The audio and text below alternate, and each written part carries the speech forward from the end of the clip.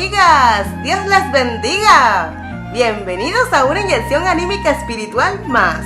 Te invitamos a que no dejes de escuchar este mensaje para tu vida. Presta mucha atención y aprendamos juntos en este día, dejándonos inyectar de este mensaje espiritual.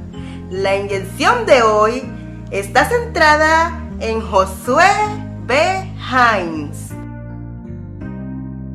Qué bueno es estar con ustedes en esta inyección anímica espiritual, que con la ayuda de Dios hoy nos concentraremos en Josué B. Hines.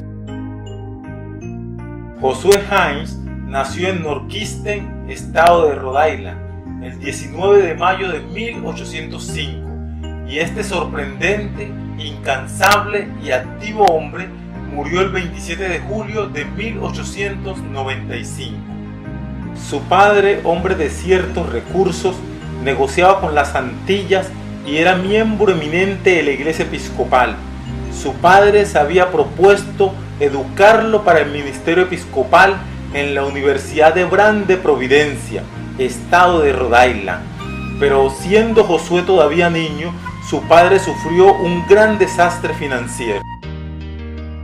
En 1817 envió un cargamento muy valioso a las Antillas bajo la dirección y el cuidado y la responsabilidad de un capitán de barco que le resultó muy infiel. Vendió el barco cargado con toda la mercadería y desapareció sin dejar rastro alguno. Sin duda alguna, esta deslealtad arruinó financieramente al padre y a la familia Hines, desviando así el destino promisorio de Josué, que lo obligó a renunciar a sus estudios. En tal situación, su padre se convenció de que su hijo Josué debía aprender algún oficio y lo colocó como aprendiz en la casa de un ebanista. Mientras estaba allí durante los años de su aprendizaje, empezó a asistir a las reuniones de la iglesia cristiana. Decidió unirse a esa iglesia a la edad de 18 años. Como manifestaba talento, se le estimuló a desarrollar sus aptitudes y solía dirigir cultos evangélicos en las escuelas cercanas, donde el éxito coronaba sus esfuerzos.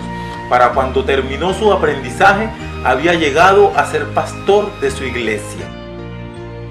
A la edad de 22 años, levantó una iglesia de 125 miembros en Fall River, estado de Massachusetts. En 1830, cuando tenía solo 25 años, fue a Boston como pastor de la iglesia cristiana de allí.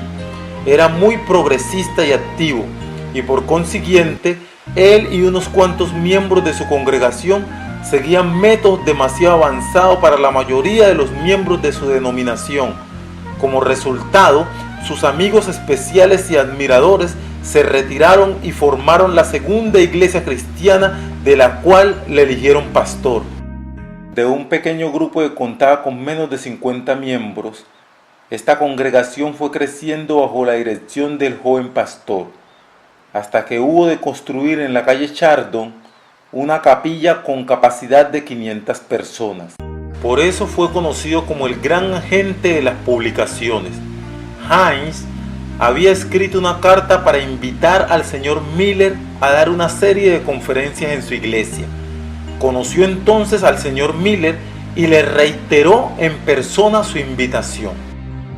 La reunión de ese día de noviembre fue un acontecimiento notable en la vida de ambos hombres, porque Miller había trabajado tan incansablemente en los distritos rurales y en los pueblos durante 6 años.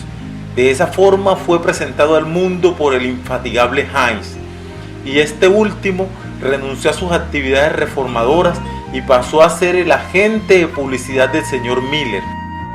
Este ministro, que abrazó la causa millerita, era un cruzado inquieto y enérgico.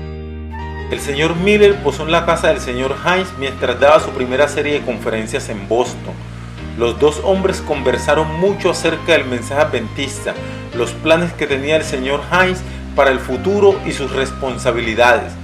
Aunque en aquel entonces no estaba completamente de acuerdo con las opiniones del señor Miller, Hines se hallaba convencido de que era correcta su idea general acerca de la segunda venida de Cristo y sentía profundo interés por presentar esta gran verdad a la gente. El señor Hines Al relatar más tarde el caso, mencionó la siguiente conversación que tuvo con el señor Miller. Pero, ¿por qué no ha estado usted en las grandes ciudades? Miller contestó que su regla consistía en visitar los lugares a los cuales se le invitaba y que no había sido invitado a ninguna de las grandes ciudades. Bien, prosiguió Hines, ¿quiere usted ir conmigo donde se abran las puertas? A lo que el señor Miller contestó, sí, estoy listo para ir a cualquier parte y trabajar hasta el fin según mi capacidad. Le dije entonces que podía prepararse para la campaña, porque se iban a abrir las puertas en todas las ciudades de la Unión y que la amonestación debía ir a los confines de la tierra. Empecé entonces a ayudar al señor Miller. Miller había sentido mucho la necesidad de un medio de comunicaciones con el público, de un órgano que presentase sus opiniones y actuase como un escudo que lo protegiese de los cuentos calumniosos que circulaban en otros periódicos. Había hecho varias tentativas de fundar un periódico tal, pero no había podido encontrar un hombre que quisiera arriesgar su reputación y una posible pérdida financiera para encargarse de sus publicaciones. Mientras daba otra serie de conferencias en la capilla de la calle Chardon, el señor Miller confió a Hines su gran necesidad. El señor Hines se ofreció inmediatamente para fundar un periódico tal, y poco después, el 20 de marzo de 1840, la revista Señales de los Tiempos empezó a aparecer regularmente. De esa misma forma debe suceder hoy en día. En este mundo deben existir muchos Hines modernos, pero pareciera que el mundo se encuentra escaso de hombres como Hines. Miller le planteó su deseo y planes para trabajar para Dios y ayudar a salvar almas. Inmediatamente Hines comprendió la necesidad de trabajar para Dios y ayudar a esparcir el Evangelio. Si sacáramos menos excusas y dejáramos de ponerles obstáculos y pretextos a los planes de Dios para salvar muchas almas, y si al escuchar los planes de Dios en una persona para trabajar por las almas, nos lanzáramos y trabajáramos de lleno como lo hizo Hines, entonces nuestras vidas espirituales crecerían y se despertaría en nosotros el sentir y el deseo de salvar almas como lo sentía Hines. De ahí en adelante, Hines estuvo encargado de las publicaciones y de las distribuciones de los impresos. Publicó carteles grandes y pequeños, sobres y cartas con membretes, folletos, himnarios, libritos, libros grandes y diversos tipos de materiales impresos. La distribución de las publicaciones y la predicación del mensaje iban a la par, porque donde quiera que fuera el conferenciante había inmediatamente demanda de publicaciones, y donde quiera que penetrasen estas había demanda de predicadores. La escasez de conferenciantes estorbaba la difusión de publicaciones, pero el ingenioso Hines hacía paquetes de cantidades de periódicos y los mandaba a las oficinas de correos y de diarios de todo el país. Los obreros que trabajaban en los barcos y en los puertos colocaban las publicaciones a bordo de las embarcaciones para que las leyesen los marineros, y también los rollos de periódicos que debían ser dejados y distribuidos en diferentes lugares. El hombre que debía recorrer en una embarcación la costa del Atlántico para proporcionar petróleo a los faros era creyente adventista, y mientras cumplía sus deberes distribuía publicaciones a fin de que los aislados guardianes pudiesen prepararse para el día del Señor. En el esfuerzo por comunicar el mensaje a Nueva York, en el otoño de 1842, Hines y Miller resolvieron emprender una gran campaña en la metrópoli. Por consiguiente, Hines fundó un diario llamado El Clamor de Medianoche. Para apoyar este gran esfuerzo de evangelización, se imprimían 10.000 ejemplares diariamente que se regalaban o eran vendidos por los diarieros en las calles de la ciudad. Una vez terminada la serie de reuniones evangelísticas, el periódico continuó publicándose en forma semanal. Este método de fundar periódicos y publicarlos durante algunas semanas en un lugar nuevo mientras se realizaba un esfuerzo de evangelización se siguió más o menos constantemente después de esta ocasión. Era un método que no reportaba dinero ciertamente, porque las primeras semanas de la existencia de un periódico representaba casi siempre una pérdida financiera, pero se creía, sin embargo, que el dinero así perdido estaba bien empleado. Los periódicos creados así en una gran campaña celebrada en ciertos puntos ventajosos dejaba de publicarse generalmente cuando se terminaba el esfuerzo, pero a veces el interés era tan grande que el periódico continuaba saliendo. Desde el mismo principio de haberse relacionado con el mensaje adventista, el señor Hines ocupó un puesto clave.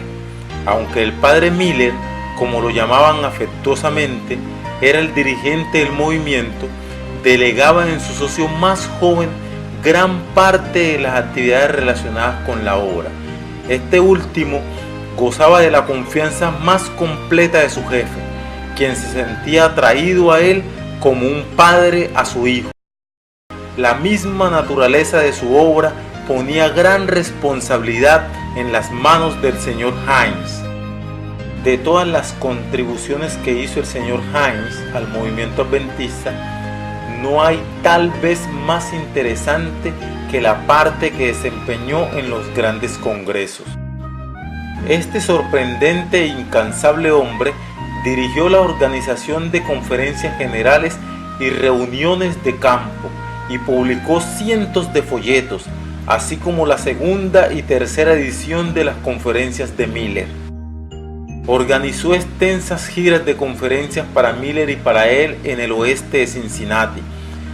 Trajo la fabricación de la gran carpa, en ese momento la carpa más grande en los Estados Unidos, para usar en estos recorridos, y estableció una red de agentes, almacenes de libros y salas de lectura de Boston en Astrup.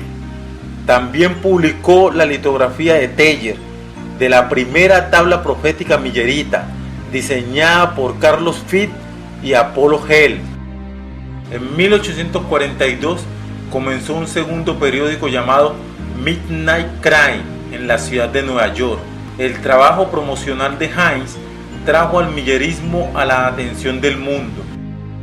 El señor Hines fue el superintendente y con su eficiencia acostumbrada lo ordenó todo de la manera más satisfactoria.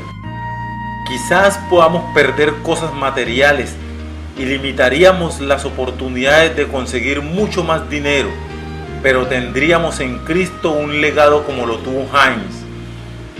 Hoy, este hombre está muerto, pero es conocido como el incansable hombre de las publicaciones. Si tú te entregas a Dios y te dedicas a trabajar incansablemente por ayudar a que las almas conozcan del amor de Cristo, así no tengas ganancias materiales, el Señor te dará un legado eterno y te conocerán por las maravillas del Dios Todopoderoso. Te invito desde hoy en adelante para que pruebes al Señor y me dirás con el tiempo las cosas sorprendentes que harás guiado por su brazo eterno.